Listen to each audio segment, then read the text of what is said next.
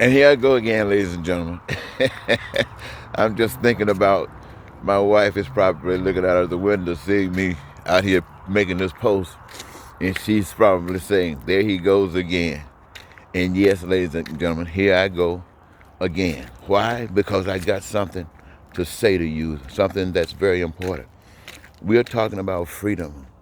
And out of all the things that we say that's important to us, really, when we really give them some thought, we talk about prosperity, we talk about joy, we talk about dreams, and really it seems as if all of that would be negated, wouldn't have that much value if it wasn't attached to freedom.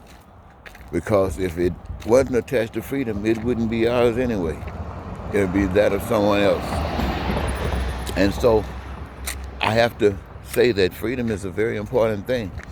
And so, ladies and gentlemen, I want to say that sometimes we put our freedom and have it attached to some things that we got no control of, especially in America when we talk about whites and blacks.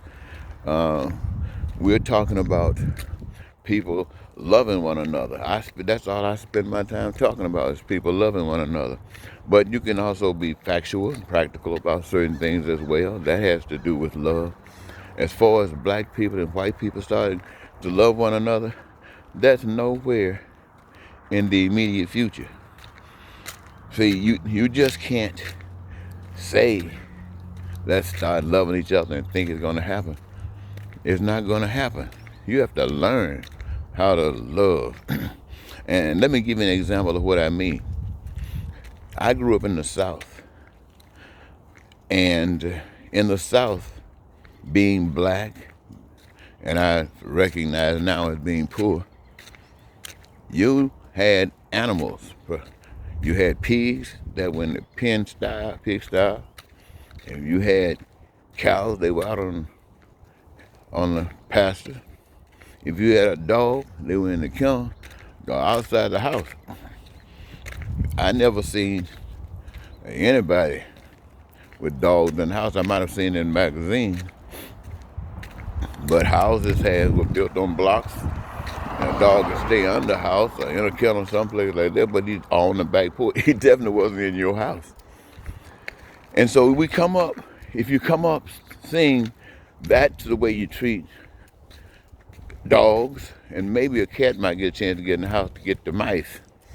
But if that's your experience, that's your experience. Some people see cats and dogs the same way other people see pigs and cows, steaks and pork chops. You see, so it's all about the education. Now,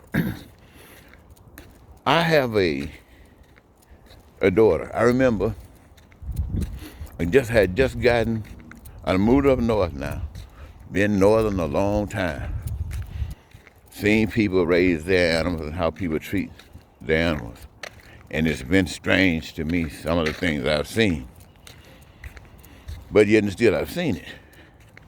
So years ago, maybe 20 years ago, I got a little puppy, cute little thing, and I'm gonna try to treat this puppy like I see other people treat their puppy. And you know when a puppy is a puppy, the little cute little thing, there's no other way you could treat him but nice and kind. But then as they grow up or whatever, then I don't know. But my plan had been to just watch this develop. But around the same time, we had a baby. Now I got in the house a small puppy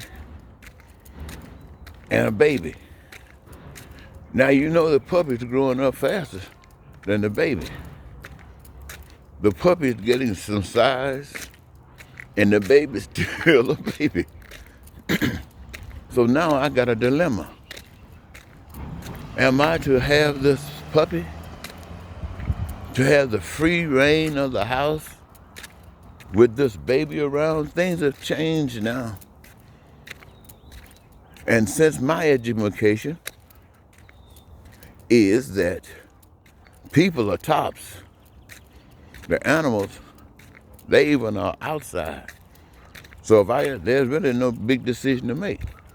You can't take a risk, a threat of having something happen to this kid with an animal that's supposed to be on the outside, but I won't put him on the outside. We'll put him on the kennel in an area where, and to make a long story short,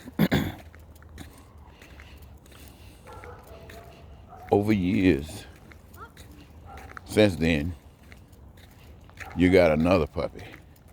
And you want to make up for what you feel that you might have done that wasn't pleasing. Wow. To the other puppy. And the kid now is 20 years old. So you don't have to worry about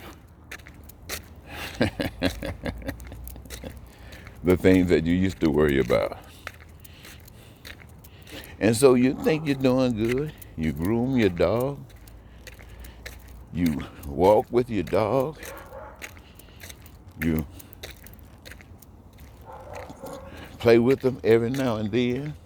Give them exercise. All in the house. They don't get on no couches. They don't get on no beds. No chairs. No, we don't play that. You still gotta, there's certain things that humans can do, and there's certain things that animals can do. And animals are not permitted to do everything that humans can do. For instance, no kissing, no licking nobody in the face. Why? For all the things you can think of. But you go out and you see other people. I know I'm making this story long, but it's worthwhile for those who are listening. And you see other people's little dog, and you see that little dog, and immediately you can look at that dog, and you can tell just by looking at that dog that dog is loved. That dog is loved. You can see it. First of all, it looks like somebody cares. And the kind of freedom that they seem to express gives you the indication that at that house, they probably got access to everything. All over the couches, under the chairs, across the beds, under the covers, jumping up in there.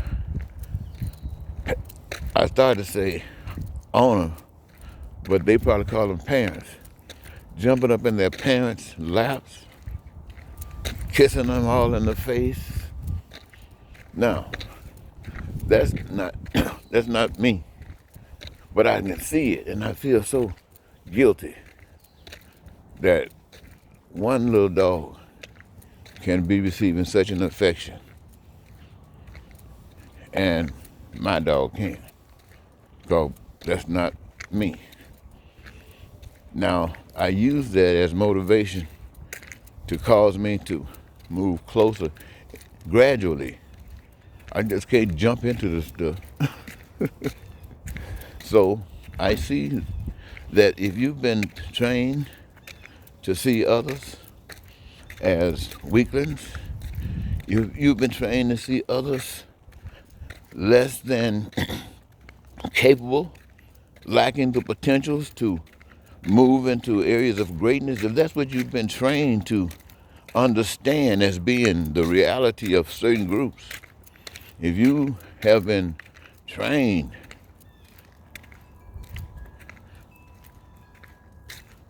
then you've just been trained.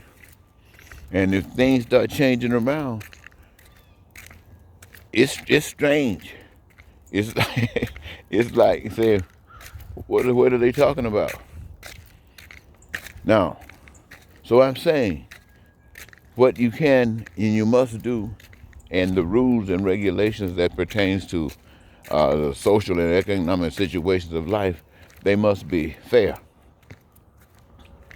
And and when I say fair, that means respected. The people must be respected. You don't have to love a person, but you must respect the people. You must respect them for the fact that they're here. You must respect them for the fact that they are of the same stuff that you are of, whether you understand it or not. And you have no authority to take away any of that.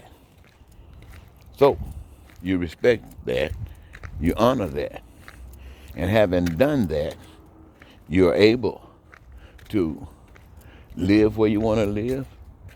If one great group of people who still call themselves outside of the human race by shades and say, if the white race want to live over here in this area, fine. People want to separate in different areas, fine. If there are areas where people come together and feel as beautiful coming together as ever, that's fine. Well, it'll probably end up wiping out all the other neighborhoods because people will see the beauty of coming together. But at the same time, if people want to go back to their original countries, wherever they came from before they came to this country, then they are, I'm sure, excited about going back, because things didn't just change here in America. Things changed across the globe. Things are going to be wonderful everywhere. So the excitement that you can imagine for the United States of America is the same you can establish for Mexico, but not the same identical thing. Whatever's going on is Mexico's things. The same in Russia, the same in China, the same in Africa, the same in Europe. Same liberty and freedom to be who you are everywhere. And so, you don't have to be held to the United States talking about they got prosperity and freedom. They got prosperity and freedom in the Philippines. They got it in North Korea and in China. So how wonderful can that be, to have that kind of freedom to be all that you can be. Is that right? Am I getting that right? I think so. Maybe not. I don't know.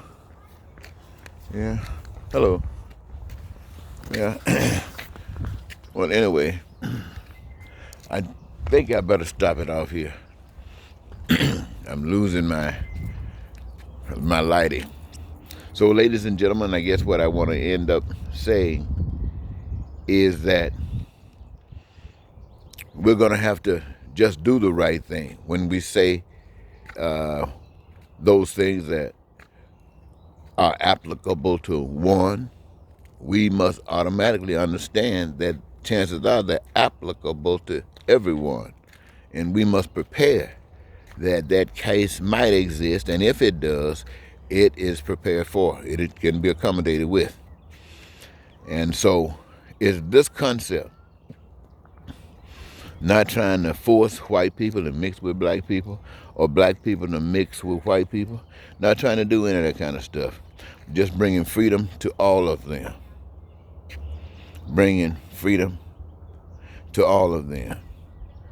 And in time, if blacks and whites are ever supposed to mean anything and be anything together, in time, if this is ever supposed to happen, it will happen simply because it was developed.